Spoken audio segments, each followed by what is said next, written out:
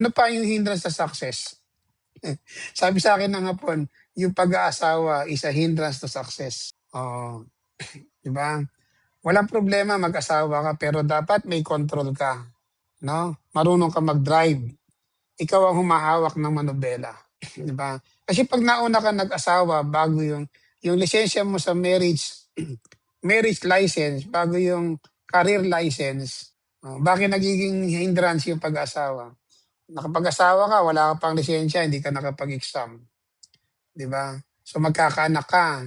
Sino ang priority mo ngayon? Yung panggatas ng anak mo, pan-diaper. Tapos sasabihin ng asawa mo, bumukod na tayo, ibang bahay. Di bahay naman. Makakakuha ka ba ng spot cash? Kaya mo bang mag-spot cash? Siyempre hindi. Gagawin mong monthly. So may utang ka buwan-buwan. Kailangan mong bayaran. Pagbaba mo, may ipon ka ba?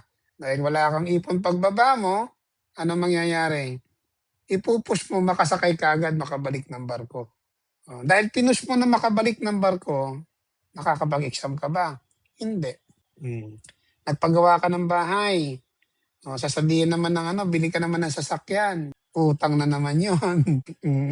Siyempre may garahe pa yan. Pag nagpagawa ka ng bahay. Dahil may garahe, dapat may sasakyan na igagarahe. Kung kaya mong i-manage yung finances mo kahit may asawa ka, go for it. Okay?